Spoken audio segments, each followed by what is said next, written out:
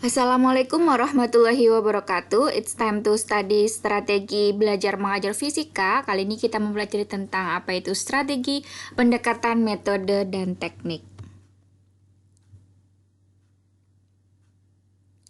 Nah, apa capaian pembelajaran dalam mata kuliah ini? Capaian pembelajarannya adalah mahasiswa menguasai berbagai strategi pembelajaran, pendekatan, metode, dan model pembelajaran beserta implikasinya. Jadi nanti yang dipelajari mengenai jenis-jenis model pembelajaran dan bagaimana menerapkan model pembelajaran itu terhadap proses pembelajaran.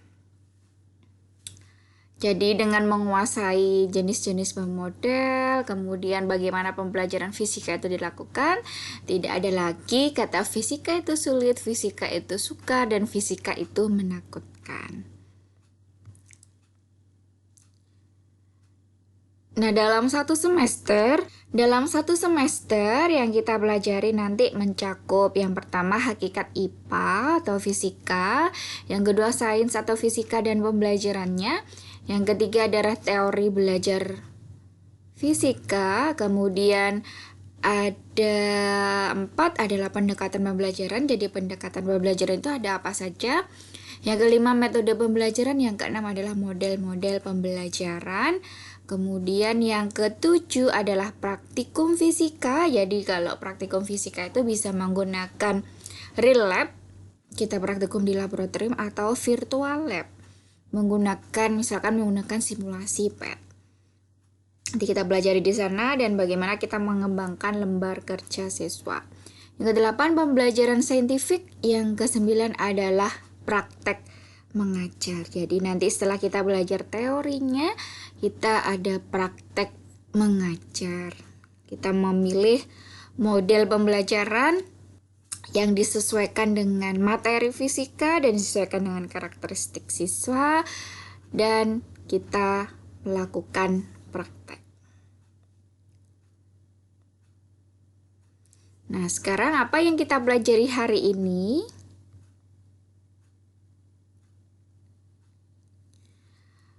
Yang pertama adalah tentang pengertian strategi, pendekatan, metode, dan teknik pembelajaran. Yang kedua adalah teori yang melandasi strategi pembelajaran. Jadi ini sebagai pendahuluan saja. Yang pertama, pengertian strategi, pendekatan, metode, dan teknik pembelajaran. Apa itu strategi?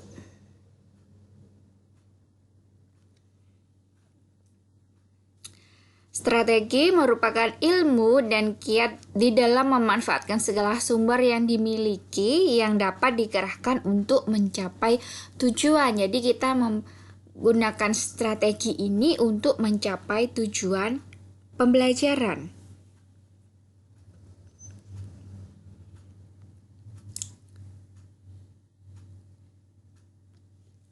Pengertian yang lain, strategi merupakan cara-cara yang dipilih untuk menyampaikan materi pembelajaran dalam lingkungan pembelajaran tertentu yang meliputi sifat, lingkup, dan urutan kegiatan yang dapat memberikan pengalaman belajar kepada siswa. Jadi misalkan tujuan pembelajarannya adalah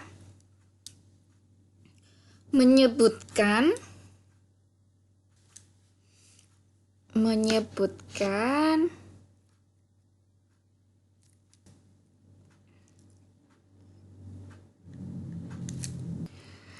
3 contoh penerapan hukum Pascal dalam kehidupan sehari-hari. Jadi untuk mencapai tujuan ini, strategi apa yang digunakan oleh guru, mencakup urutan kegiatan apa saja yang diberikan kepada siswa agar siswa mendapatkan pengalaman belajar. Misalkan agar siswa dapat menyebutkan 3 contoh penerapan hukum Pascal dalam kehidupan sehari-hari, guru menunjukkan video mengenai penerapan hukum Pascal dalam kehidupan sehari-hari, atau melakukan pengamatan langsung di lapangan mengenai penerapan hukum Pascal dalam kehidupan sehari-hari. Jadi dengan melihat video, dengan melihat gambar, atau dengan melakukan pengamatan, nanti siswa dapat menyebutkan 3 contoh penerapan hukum Pascal dalam kehidupan sehari-hari. Misalkan dengan mengamati gambar, video, atau aktivitas dengan dongkrak hidrolik misalkan. Jadi ini menyebutkannya ada 3. Kemudian selanjutnya strategi itu dalam konteks pendidikan, tujuan utuh pendidikan harus selalu dijadikan rujukan dasar dalam merancang dan melaksanakan setiap kegiatan belajar yang diprogramkan. Contohnya, misalkan contoh strategi adalah strategi induktif dari melihat fakta-fakta, kemudian siswa membuat suatu kesimpulan. Apa contoh lainnya dari strategi pembelajaran? Misalkan adalah strategi pembelajaran kontekstual, strategi pembelajaran ekspositori, dan strategi pembelajaran kooperatif. Kalau strategi pembelajaran kontekstual ini tentunya dengan menekankan hal yang sesuai dengan kehidupan sehari-hari siswa. Jadi kontekstual itu disesuaikan dengan kehidupan sehari-hari siswa, disesuaikan dengan lingkungan tempat tinggal atau tempat di mana siswa itu belajar. Sedangkan ekspositori lebih menekankan pada bagaimana guru itu menyampaikan materi dan menyajikan materi itu secara sistematik, rapi, dan lengkap. Kalau kooperatif ini lebih menekankan pada bagaimana siswa itu belajar secara kelompok untuk mencapai suatu tujuan pembelajaran.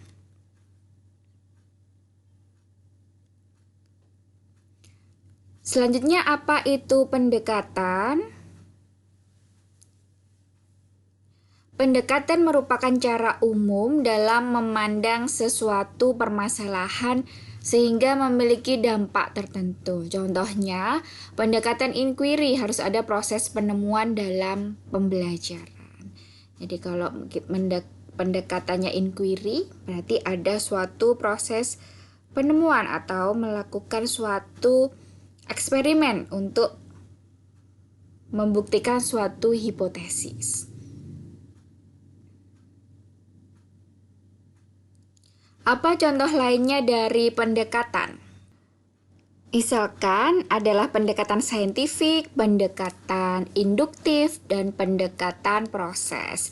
Jadi ada banyak sekali contoh lain dari pendekatan selain yang saya sebutkan ini. Ada juga ada yang deduktif, open-ended, sains teknologi dan masyarakat, dan sebagainya. Untuk pendekatan saintifik ini atau scientific approach, di sini pembelajarannya mencakup menggali informasi lewat pengamatan, bertanya, percobaan, mengolah data atau informasi, menyajikan data dan informasi, dilanjutkan dengan menganalisis, menalar, lalu menyimpulkan, dan menciptakan. Sedangkan untuk pendekatan induktif menekankan pada pengamatan terlebih dahulu. Jadi siswa melakukan pengamatan kemudian menarik suatu kesimpulan. Kalau pendekatan proses berarti dalam pembelajarannya memberikan kesempatan kepada siswa untuk menghayati suatu proses penemuan atau penyusunan suatu konsep sebagai suatu keterampilan proses. Jadi pendekatan proses ini tentunya berorientasi pada proses bagaimana siswa itu menguasai suatu pengetahuan.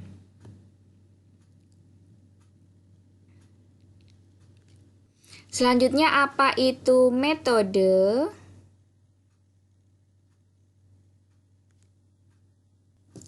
Metode merupakan cara kerja yang bersifat relatif umum yang sesuai untuk mencapai tujuan tertentu. Untuk dapat merancang serta melaksanakan strategi belajar yang efektif, seorang guru harus memiliki khasanah metode yang kaya. Jadi dengan adanya metode ini nanti bisa mencapai suatu tujuan pembelajaran.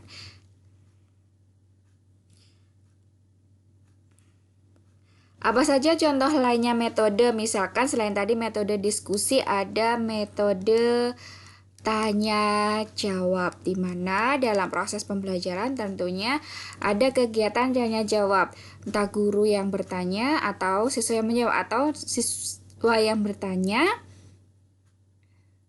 dan siswa yang lainnya yang menjawab. Jadi metode ada tanya jawab, ada juga metode eksperimen, di mana dalam kegiatan pembelajarannya tentunya ada kegiatan eksperimen. Ada lagi misalkan selain diskusi, tanya jawab eksperimen, misalkan ada demonstrasi. Demonstrasi di mana guru melakukan demonstrasi di depan kelas. Dalam demonstrasi ini bisa dibantu oleh siswa. Kemudian ada metode ceramah. Dalam kegiatan pembelajaran, guru melakukan ceramah di depan kelas. Ada lagi metode latihan soal atau karya wisata dan sebagainya. Yang selanjutnya, apa itu teknik? Teknik merupakan penerapan suatu metode sesuai dengan kondisi tertentu, misal ketersediaan alat, kesiapan siswa, dan kemampuan guru. Diperlukan serentetan metode dan teknik baik dalam perencanaan hingga pelaksanaan. Contohnya misalkan dalam metode eksperimen dengan teknik berkelompok atau teknik bergantian, suatu metode dapat digunakan beberapa teknik sesuai dengan situasi. Jadi metode itu misalkan metodenya adalah metode eksperimen tadi bisa dengan teknik berkelompok atau bergantian. Misalkan lagi metode demonstrasi. Demonstrasi bisa dengan guru sendiri yang melakukan demonstrasi atau guru dibantu dengan siswa dalam melakukan kegiatan demonstrasi. Nah, jadi di dalam suatu model itu ada strategi-strategi pembelajaran, kemudian dalam strategi itu ada pendekatan-pendekatan pembelajaran, dalam pendekatan ada metode pembelajaran, dan dalam metode ada teknik-teknik pembelajaran yang dilakukan. Jadi nanti ada pembahasan khusus dalam satu pertemuan, membahas khusus tentang model pembelajaran itu apa saja, pendekatan itu apa saja, metode itu apa saja. Jadi ini sebagai pendahuluan saja mengenai pengertian dari model, pendekatan, metode, teknik, dan strategi. Nah, coba tuliskan kegiatan belajar di kelas yang Anda sukai dan tidak Anda sukai. Misalkan yang disukai adalah menulis atau mencatat. Jadi yang disukai dan tidak disukai. Yang disukai misalkan ketika ada kegiatan eksperimen. Yang tidak disukai adalah merangkum ini misalkan. Dan ada banyak yang lainnya. Nah, apa tujuannya ditulis seperti ini? Jadi kalau misalkan kalian tidak menyukai kegiatan itu, maka nanti ketika kalian menjadi guru jangan meminta siswa melakukan hal itu. Jadi kalau misalkan saya sebagai seorang guru tidak suka merangkum, maka saya tidak meminta siswa saya untuk merangkum. Kalau saya suka eksperimen, berarti saya bisa meminta siswa saya untuk melakukan kegiatan eksperimen. Jadi kalau kalian sendiri saja tidak suka, maka jangan memaksakan siswa Anda untuk suka untuk melakukan suatu kegiatan. Misalkan di sini adalah merangkum.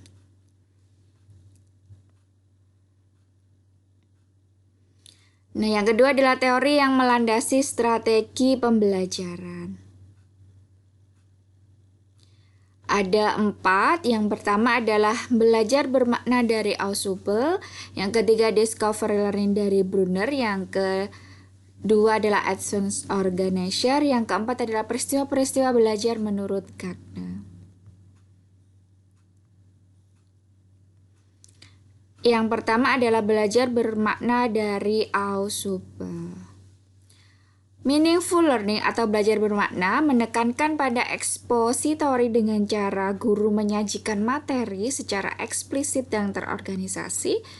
Jadi tadi dengan pendekatan ekspositori tadi ya, strategi ekspositori dalam pembelajaran ini siswa menerima serangkaian ide yang disajikan guru dengan cara yang efisien. Jadi guru menyajikan materi dengan jelas dan disusun secara sistematis sehingga siswa dapat memahami suatu materi dan mencapai tujuan pembelajaran. Mengedepankan penalaran deduktif yang mengharuskan siswa pertama-tama mempelajari prinsip-prinsip, kemudian belajar mengenal hal-hal khusus dari prinsip-prinsip tersebut.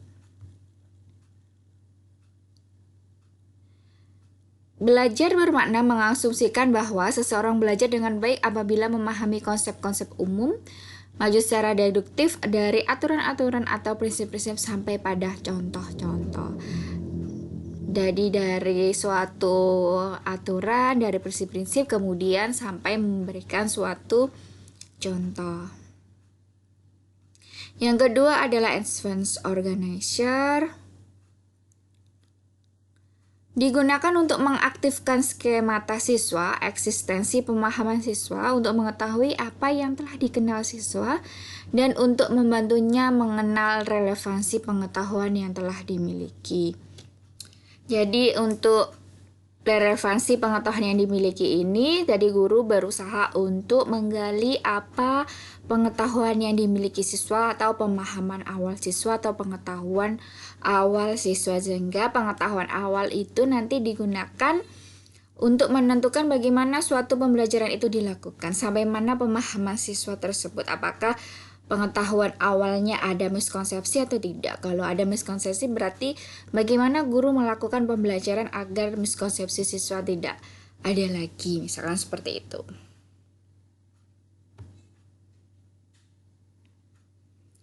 Memperkenalkan pengetahuan baru secara umum yang dapat digunakan siswa sebagai kerangka untuk memahami isi informasi baru secara rinci.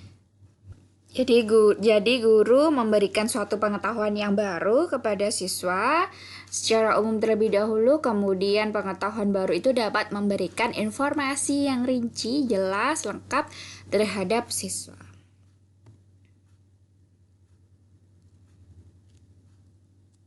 Yang ketiga adalah discovery learning dari Brunner.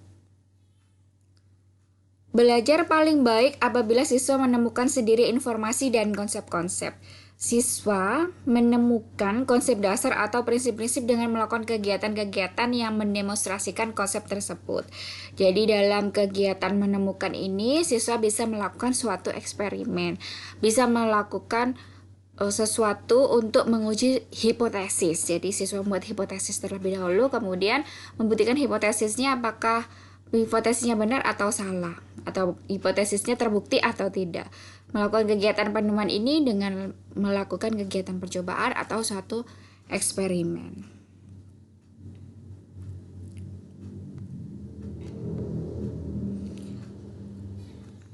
Siswa memiliki pengetahuan apabila menemukan sendiri dan bertanggung jawab atas kegiatan belajarnya sendiri yang memotivasinya untuk belajar. Jadi dalam teori ini siswa membangun pengetahuannya sendiri melalui kegiatan penemuan. Sehingga dengan melakukan kegiatan penemuan ini atau melakukan kegiatan suatu eksperimen misalkan bisa memotivasi siswa untuk belajar. Karena di sana ada suatu tantangan untuk menemukan sesuatu. Yang keempat, peristiwa-peristiwa belajar menurut Gagne. Gagne mengembangkan suatu model berdasarkan teori pemrosesan informasi yang memandang pembelajaran dari segi 9 urutan peristiwa. Apa saja 9 urutan peristiwa tersebut? Yang pertama adalah menarik perhatian siswa. Jadi bagaimana di awal pembelajaran itu guru harus menarik perhatian siswa dan mempersiapkan siswa untuk belajar. Menarik perhatian siswa misalkan dengan memberikan sesuatu yang menarik seperti video atau melakukan suatu kegiatan demonstrasi. Yang kedua, mengemukakan tujuan pembelajaran. Jadi di awal pembelajaran guru harus menyampaikan tujuan pembelajaran yang akan dicapai pada hari itu tuh apa. Yang ketiga, memunculkan pengetahuan dengan menggali pengetahuan awal siswa terhadap materi yang akan dipelajari atau konsep yang akan dipelajari. Apakah sampai mana pengetahuan awal siswa itu. Apakah ada miskonsepsi atau tidak. Yang keempat, menyajikan bahan stimulus. Jadi guru perlu memberikan stimulus terhadap siswa dan bagaimana respon yang diberikan siswa terhadap stimulus yang telah diberikan. Membimbing belajar, jadi guru perlu membimbing kegiatan belajar siswa.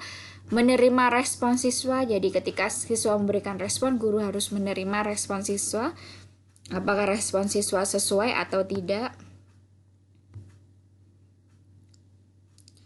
Yang ketujuh, memberikan balikan. Jadi terhadap respon siswa, guru perlu memberikan balikan. Apakah responnya ada yang masih salah? Kalau salah-salahnya di mana, guru perlu memberikan balikan.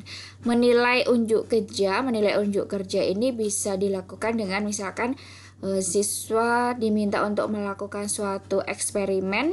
Dalam kegiatan eksperimen itu, guru menilai kerja siswa dalam merangkai alat listrik misalkan. Yang kesembilan, meningkatkan retensi dan transfer. Meningkatkan transfer pengetahuan terhadap siswa. Ini adalah urutan ke-9 peristiwa menurut Gatme. Nah, itu saja yang kita pelajari sebagai pendahuluan hari ini. Terima kasih. Wassalamualaikum warahmatullahi wabarakatuh.